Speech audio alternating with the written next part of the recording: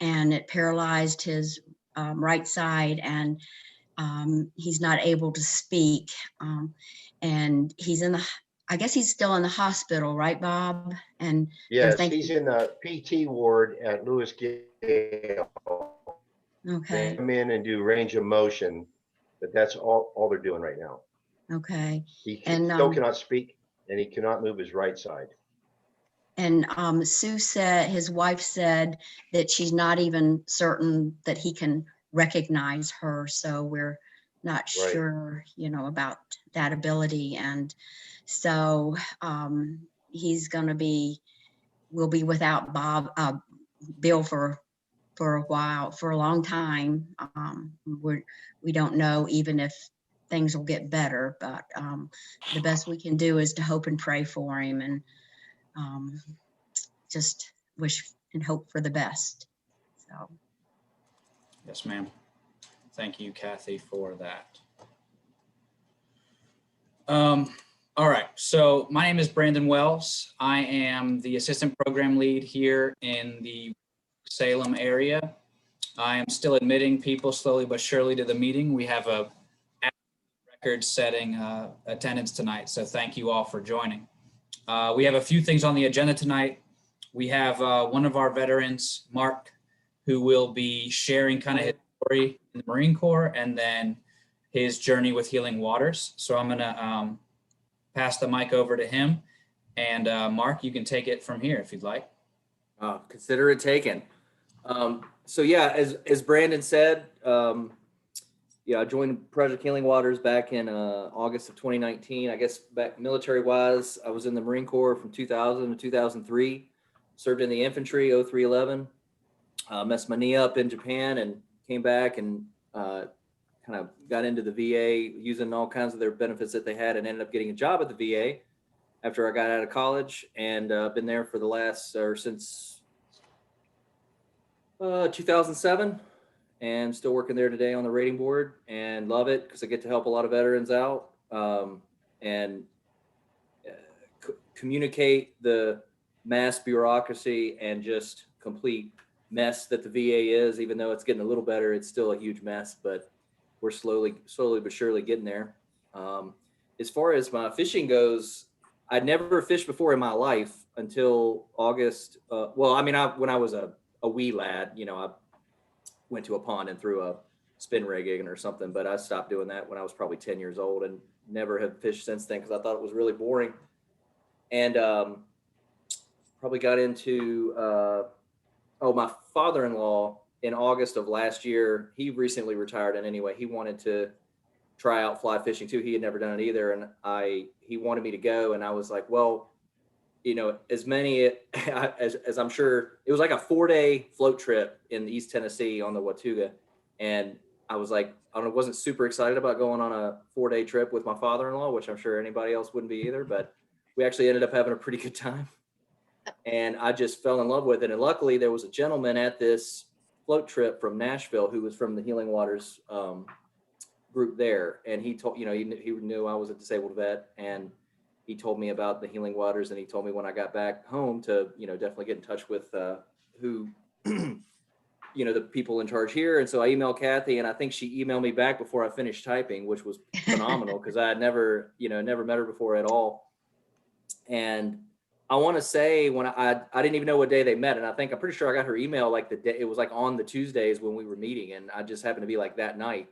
And so showed up, and I have just been enamored with this ever since. And just from a fishing perspective, as all you guys know, that there's so much to fly fishing, and what makes it so enjoyable is all the different ways that you can do it, what there is to learn. There's fly tying, there's actual fishing, there's the exploring that you get to do, but there's so much involved with it. And although I would never call myself an expert or anywhere close to that, just in a less or than a year, I guess technically a little over a year now, I'm actually catching fish on my own, going places, and I am just enjoying this immensely. And there's no way that I would be able to do what I do, which is without Project Healing Waters' help. And my first trip I went on with Healing Waters was with Matt Haig, not last September, but the September of 2019. I think we went smallmouth fishing up on the Maury, and I've gone with Fred a bunch. Fred is just an absolute machine catching fish. Fred could catch a fish in a rain puddle, and I've learned quite a bit from all these guys. And I've gotten to go with Bob, who is just a wealth of knowledge, and absolutely have gotten to go with Bill a lot. And I definitely, that is a terrible thing. And I know we all give our thoughts and prayers to Bill. And I want to say that he has definitely had an impact in my life. And I hope if that's at all possible, I hope I've had an impact on his. So I know we're all looking forward to getting him back if that's at all possible. But just what he's done for this group has just been, and I've only been in the group for a very short time, relatively speaking. And Bill, just like Bob and all the other guys that have been doing this since the beginning of time, just being a new person like myself, hearing the legend stories of these guys, that you could not replace these people. That's just not possible. And so I know we all wish Bill the best, and I really can't wait till he's able to come back with us. But from a mental aspect, what I find kind of funny is, Brandon wrote up that I've become like a skilled fisherman, and part of my skill is being able to, I went up on North Creek this past weekend, and I was able to catch a stone about the size of an acorn with a nymph, and I didn't even need a net to land it. I got it all the way in. So that's where my skill is at. Fish wise, I got skunked. So but if anybody else can claim to have actually caught a rock and got it in, I'm willing to hear it. But no, I just, this sport has just been so important to me, and it's really kind of taken over. And I'm sure everybody knows what I'm talking about. That's kind of all I want to do now. And I've had a lot of hobbies before, but since I've gotten into this, I don't really want to do anything else. But anyway, I wanted to, what I owe Healing Waters as a group and to individuals that have been in this group is really can't be explained with words. I built, Fred led the class last year. Actually got to build my own rod, which I never would have even thought, having never fly fished before. I never would have imagined even tying flies, let alone building a rod. And I have caught several fish on this rod. I'm sure it doesn't look the best because obviously I did it, but it definitely catches fish. So, again, thanks to Fred for that and for leading that group. But, and I'm hoping as this time goes on, I can get more involved and, in giving back, because that's what's really important about this group is, the sense of what you owe this group is just overwhelming almost, because it's hard to explain what all they've done for me. So I owe a whole lot of thanks and of where I'm at right now to this group. And I am very appreciative of that. So as far as the rest of a bio goes, I don't know, Brandon, did you have a certain amount of time you wanted me to take this out? I can start talking about, daily routines and stuff if you want. As curious as we are about that, Mark, I think you did a fantastic job, and I appreciate you sharing, truly. May I add a footnote here? Please.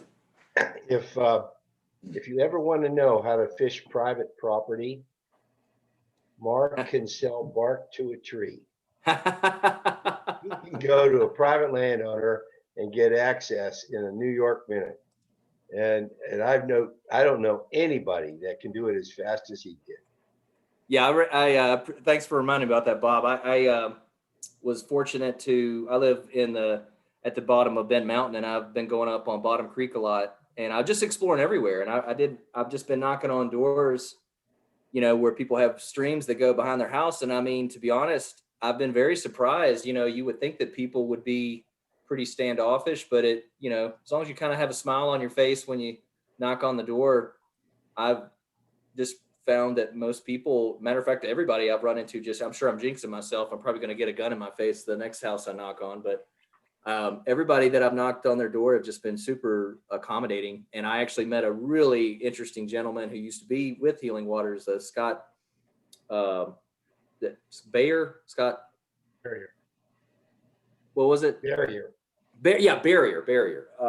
Just a very interesting person, super nice. And let me fish his property, which was gorgeous. So yeah, if anybody else wants to try that, don't let that bother. Don't let those no trespassing signs bother you, as long as you can find the landowner. Because everybody I've run into has been really nice about letting you come in, especially if you tell them that you're just catch and release, and anything you do catch, you put back. And just say, all they want to know is that you're going to respect their property. So, which is not too much to ask, I guess. So, but yeah, it's been interesting, the people that I've gotten to meet so far. Thank you, Mark.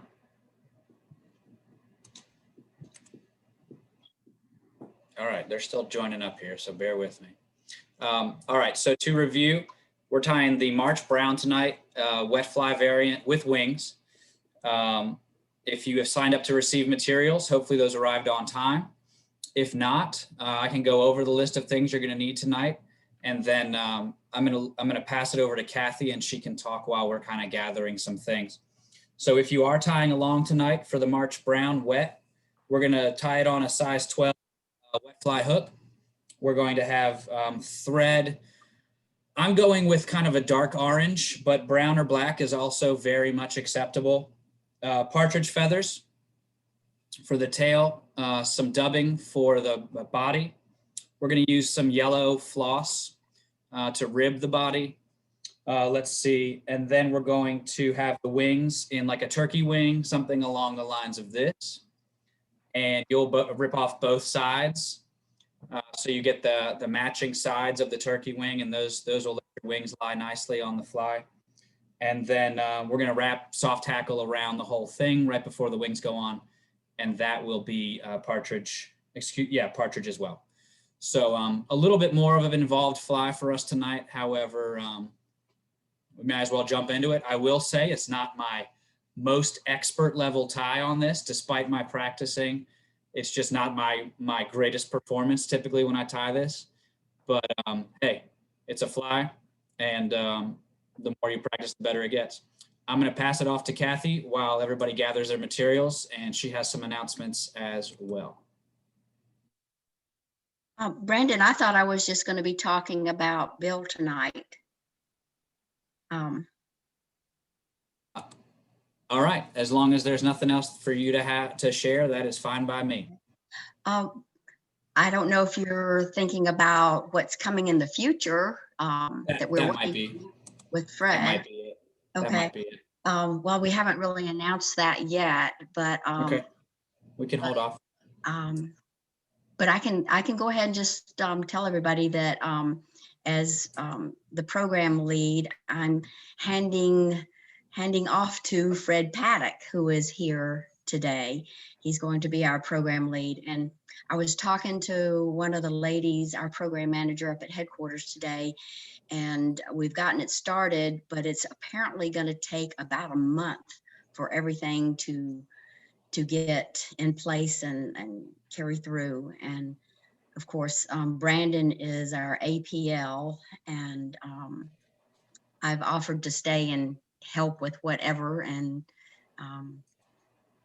teach and lead them and learning the different things that we have to do, all the duties.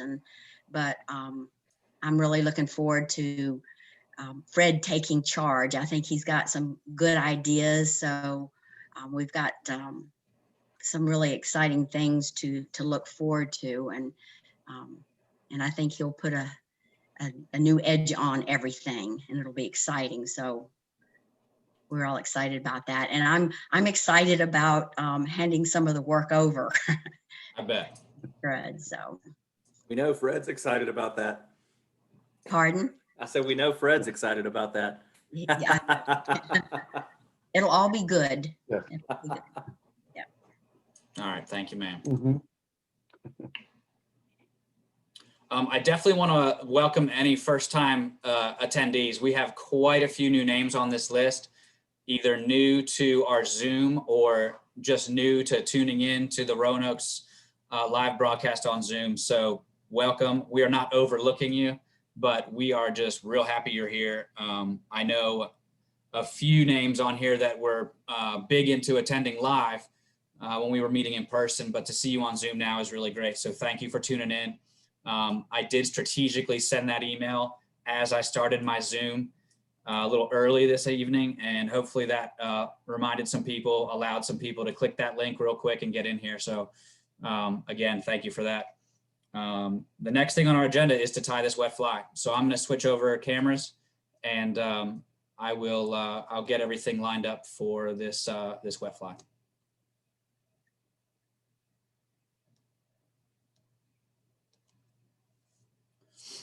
All right, there it is. I have my wet fly hook in there, size 12. I mashed that barb down and did not break off the hook point this evening, which is always encouraging. And I have started my orange thread there right behind the hook eye and run it back a few turns to lock that thread down. And I'll be running it back all the way to the bend here. Next step.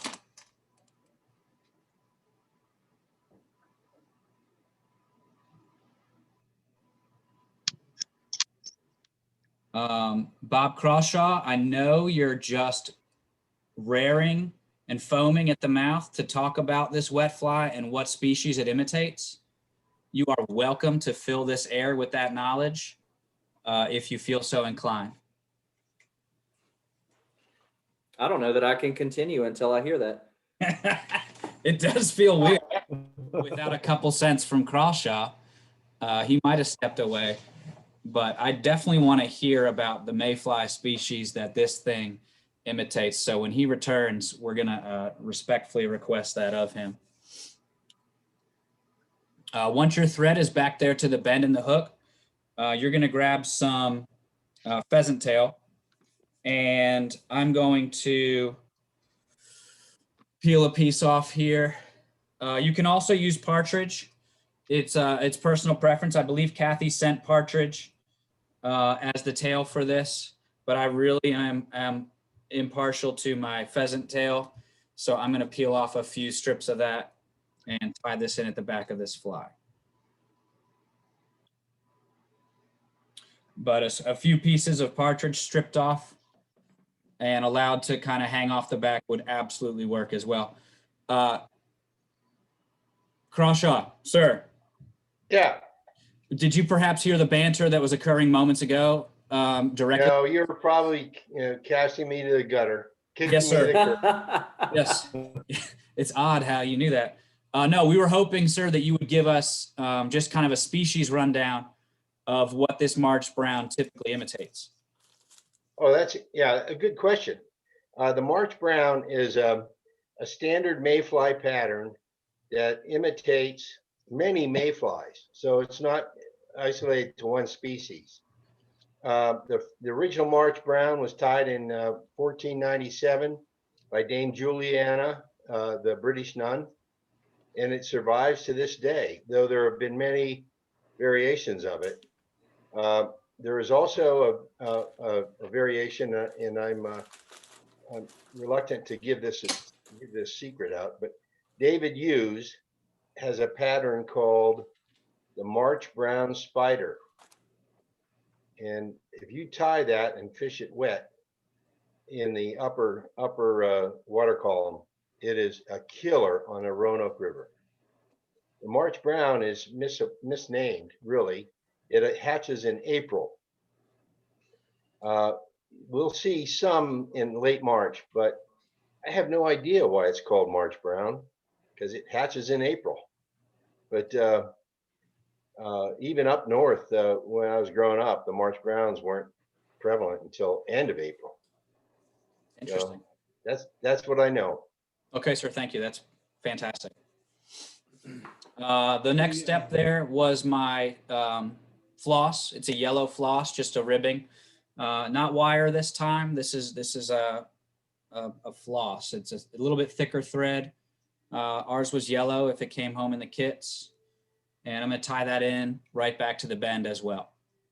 Hey, Brandon, would you mind the partridge feather that you put on there? Would you mind showing an example of how you laid that, or how you prepped it before you laid it on again? Yeah, absolutely. And I heard another question somewhere with everybody that is here. Just let me hear who that was. Who else? Brandon, it's Jason. I was going to ask you the same question that Mark just asked you right now. Okay. If you could hold the feather up and let Yep. me know where you pulled off Yep. on the feather itself. No problem. So here is your standard partridge feather. Let's change views here because we can, and therefore we will. There's your partridge. This is a pretty standard partridge feather. You can get them anywhere. I got an inside source with one of our attendees this evening, Rosie. She hooks me up with, partridge or pheasant tail that was alive a week ago. So it's typically really quality stuff, not brittle, nice long barbs and fibers here. So that's really helpful. What I chose was just middle of the road, these longer pieces, and I ripped off maybe 4 or 5 fibers. And so I'm left with this. Whoop. And then I pinch those down real good till I get those kind of straggly ends. And I try to align them as best I can, take out some of the short ones until I get a rather uniform situation there at the end. And then I'll just lay that down on the hook.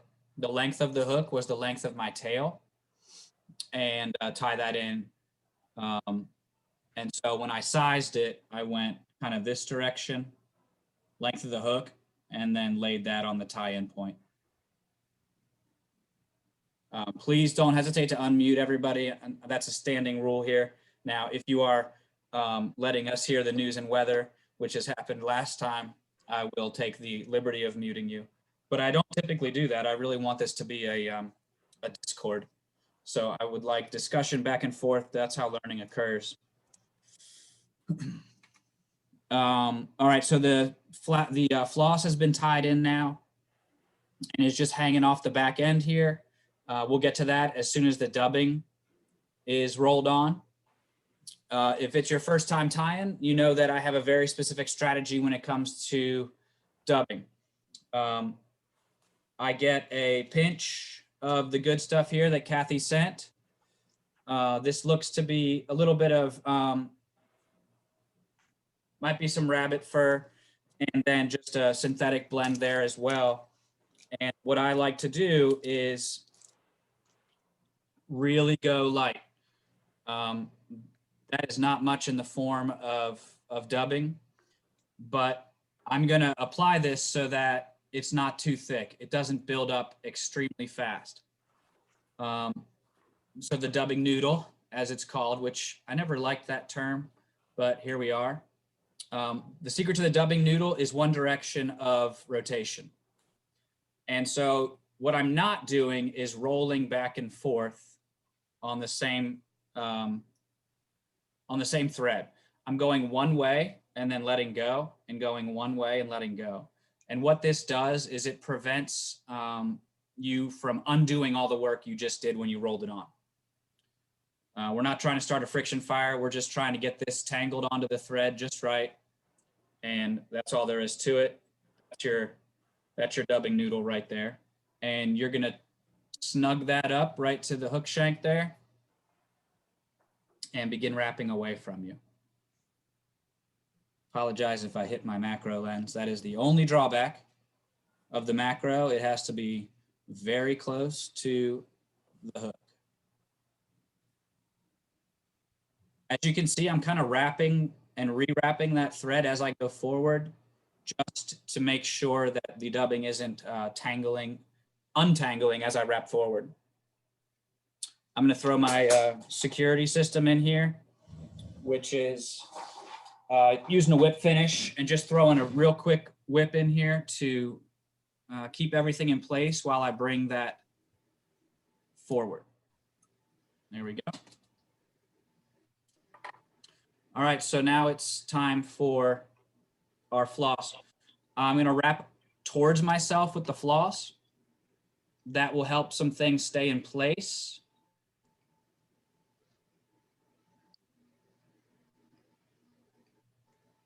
That floss is loving the hook out here. There we go.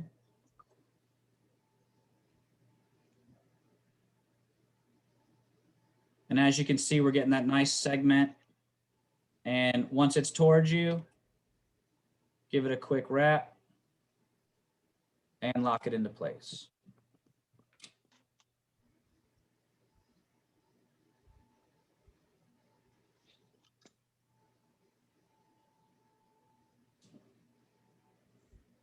Any questions thus far?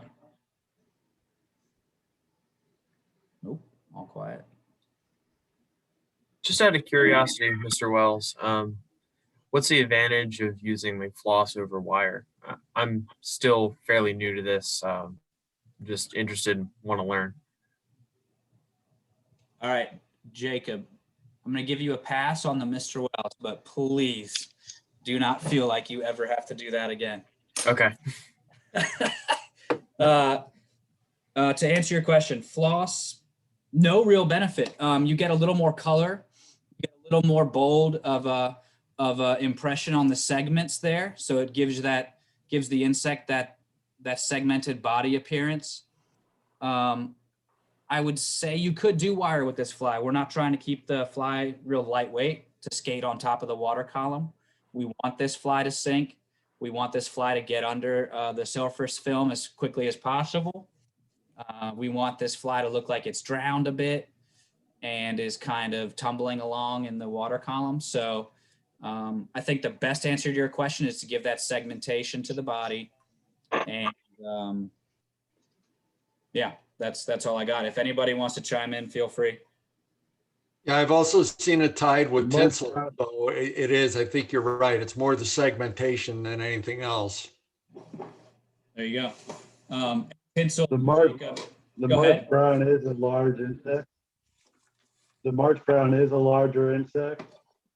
And a lot of times they're best fish because they're clingers, so they tend to live in riffles. And when they live in riffles, they tend to prefer the slower glides to emerge. And the bigger fish will key in on them right below the surface. And you'll see the whole back of the fish not really arise. You'll see the head, you'll mostly just see the back of the fish come up. And that's when they're on marsh brown emergers. And that, Hopefully you got that. My audio Shame. might not be too good. that's when Fred typically will put a fisherman to shame also, that moment. And but you see those fish, their backs come up out of the water where they're on emergers. And marsh browns, especially when I fished in the Catskills and the Willow Weemock and the Beaverkill, you would see a lot of people get frustrated because you'd see just the backs porpoising and they're on emergers. And that's when you fish either a wet like this or a dry that you didn't treat, and it just gets below the surface film and you start cleaning up on those bigger fish. Nice. Thank you, Fred. I believe that was Fred. Thank you. Next. Yes. Thank you. All right. We're going to go with the next ingredient now, but I want to show you the prep for this piece because there is some prep when we're tying in the next step. It's going to be the kind of leggy, hackly effect that we want to give this, the buggy effect to this fly. And that's going to involve our partridge feather. Your average partridge feather shows up looking something like this.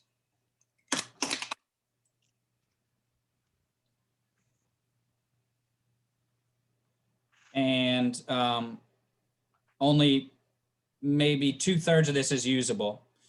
So what you're going to want to do is strip off all of those webby is the term I've used the most, but kind of that fuzzy stuff at the bottom, we're going to get rid of that. Okay, so step one of prepping this feather is to strip off all that. Okay, step two, you're going to take your hackle pliers. I learned this trick a few days ago. You're going to take your hackle pliers and actually grab it right at the tip. Like that. Okay. If you don't have hackle pliers, I recommend them. And once you have that grip, you're then going to just pull backwards all the good stuff. And what you're going to be left with is a little triangle of feather at the front. So you can see that's partially prepped. And now we have this triangle at the front. That triangle there is going to be waste. So you don't need to worry about keeping it in good shape, but that's going to be our tie-in point. And so This is a fully prepped partridge feather here for this fly. And I'm basically gonna lay it here on top, parallel to the hook shank, and tie it in right at that base of that triangle. Now, I'm not using that color tonight, that kind of root beer. I'm gonna go with something a little bit more kind of dun, kind of a pale gray, really good looking feather there. See that difference? So I've prepped this one already, and I'm gonna tie it in, and then we'll talk about how to wrap it so that it lays correctly on your hook. Same thing, I've got my triangle in the front there. Pull back all the good stuff to get it out of the way of the tie-in point, and lay it flat on the hook.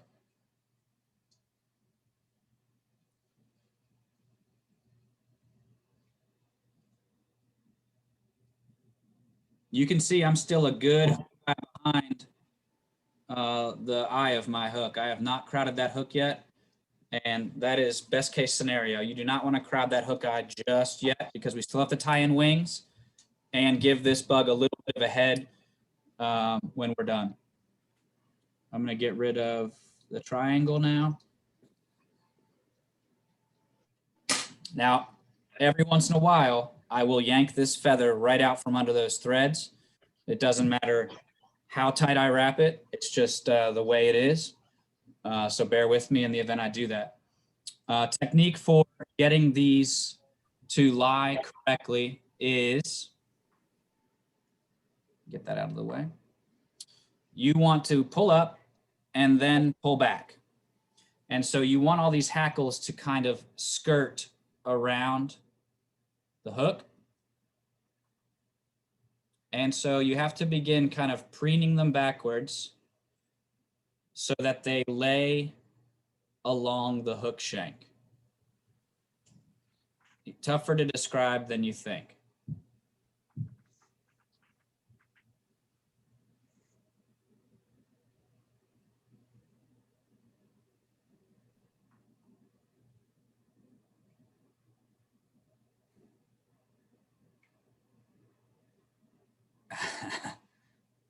All right.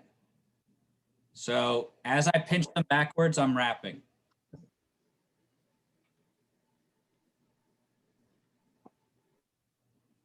We're going to take our time here. It's definitely a delicate part of the fly, this step.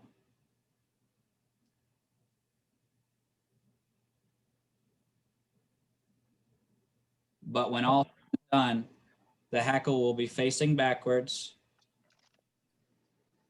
and any errant hackles can be wrapped with thread to ensure they follow the directions of the tire.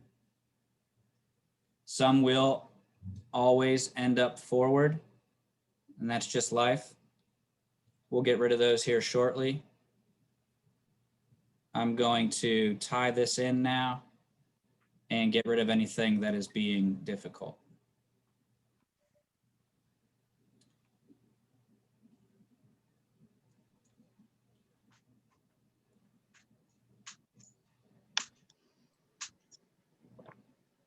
You're not really going back. You're basically just doing a rotation pretty much. That's exactly right. That's exactly right. I'm taking up almost no space on the hook shank at this point.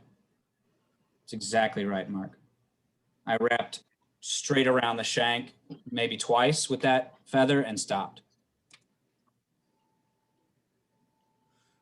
Okay. It looks a little sloppy now. We're going to clean it up.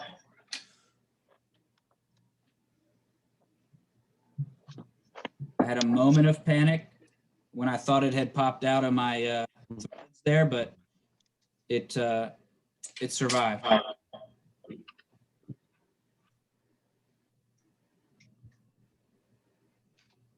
I've got lots of room still, which is great because wings are up next. Wings can be a little bulky when you tie them in. So this is giving me a lot of room for error, which is what you want. You never want to crowd that hook eye.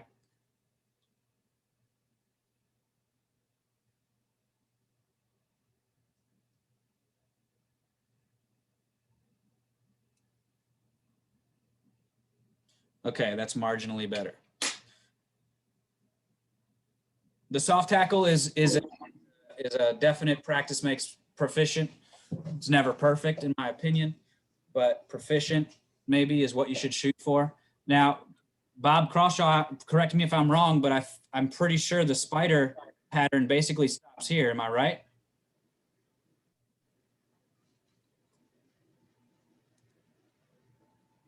I'm sorry, say again?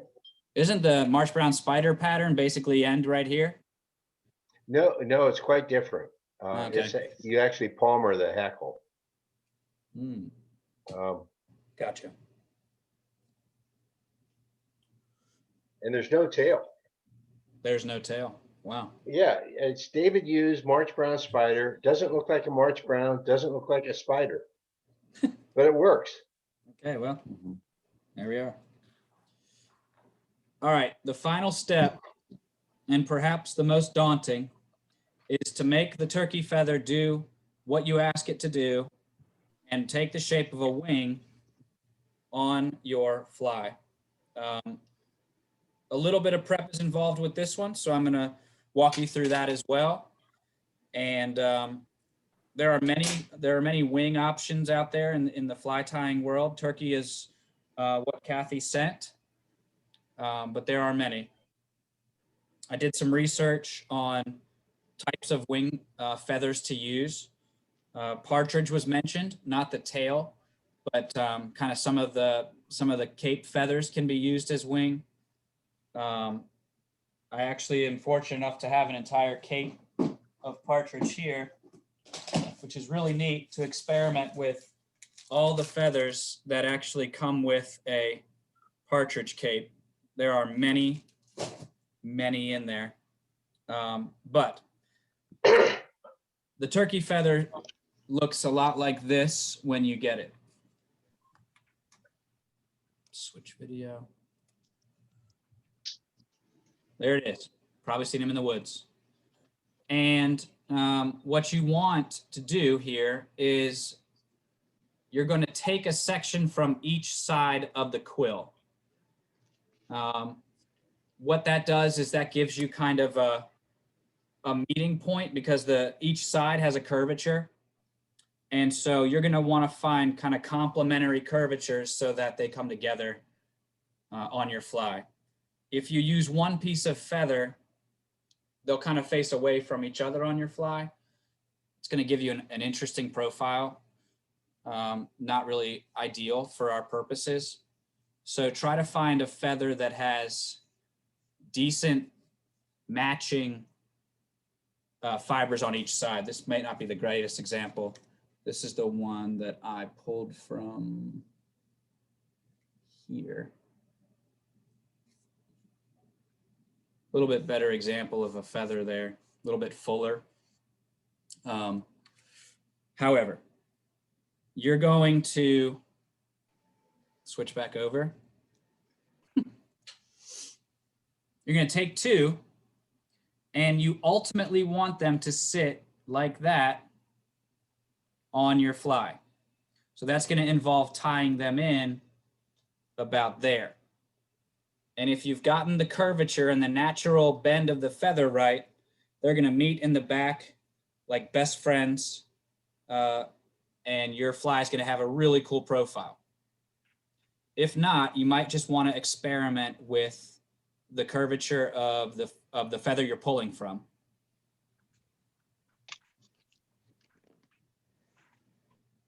So I've taken my two pieces, I've matched up the ends there. You can see that little kind of tented area between the two feathers. That is ideal. That is exactly what you want because the tent is going to face down towards the shank.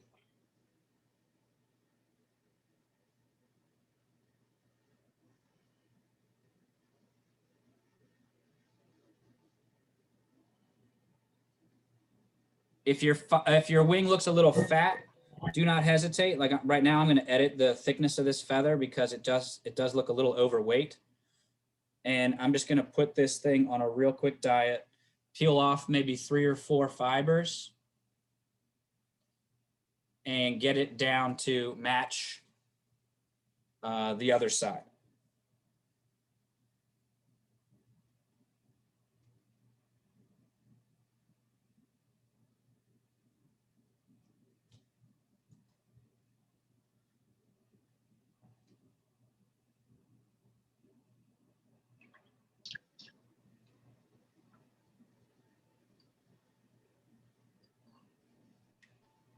I'm liking that length right there, just over a hook shank in length. I'm gonna pinch, lay it on the hook, and moment of truth. Doesn't work. Best part, you can untie it.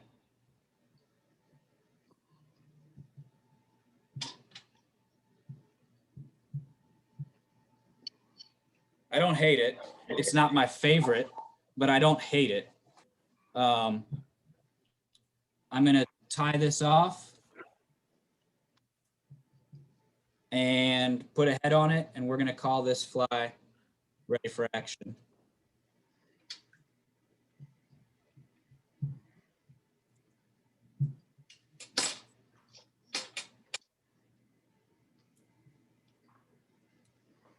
Don't be shy when you're putting a head on this.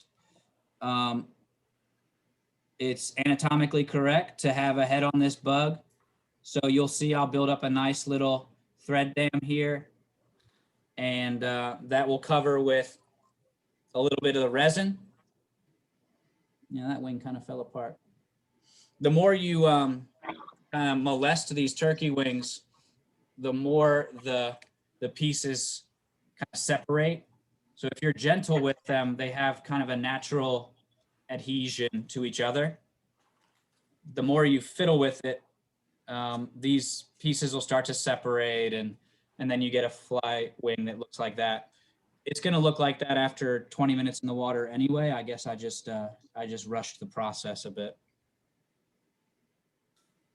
All right, let's whip finish.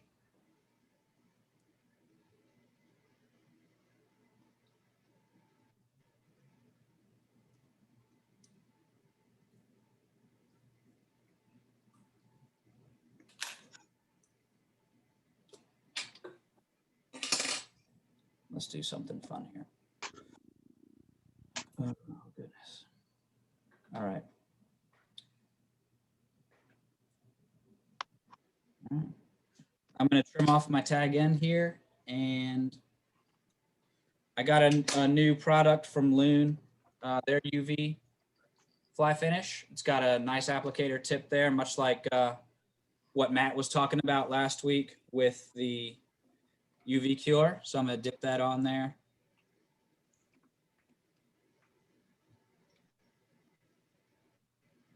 Very helpful to have that type of applicator.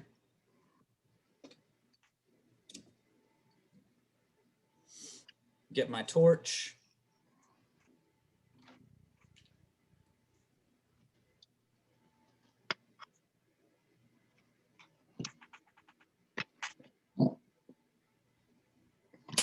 There we go.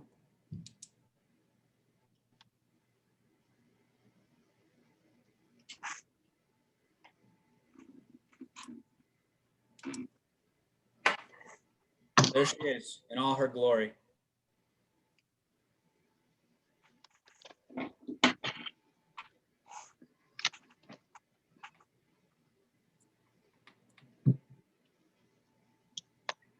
All right. Challenge anybody who was tying tonight to get us on video, get a picture of it, hold it up to the camera right now, and just embrace the fact that it's okay if it's not perfect. Mine looks more like a grasshopper. Perfect. Definitely got some tinted tent shaped wings on there. Like a caddis, maybe.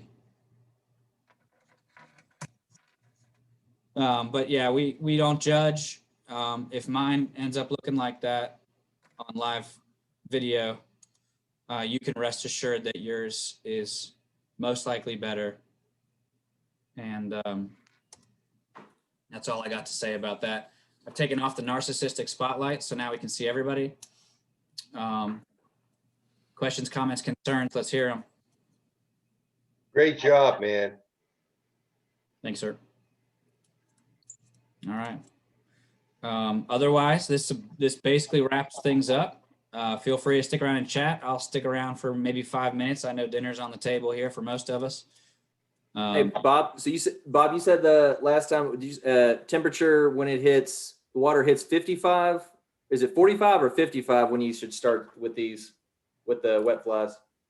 Oh, no, the wet flies, behavioral activity starts between 45 and 55 degrees. So that's when you should And, start to look to throwing a wet fly on. Yeah, because you're getting, no, actually, no. At 55 degrees, you throw a wet fly on Okay. because there's definitely generational activity going on at 55 degrees. And it all depends on the saturation and the oxygen levels in the stream. But that's subject to another kind of conversation. But you're right. At 55 degrees, your thermometer, man, it's the most important tool you have. More important than your fly box. Stick it in the water, 45 to 55, deep nymphs, because you're getting behavioral activity, and over 55, start fishing wet flies.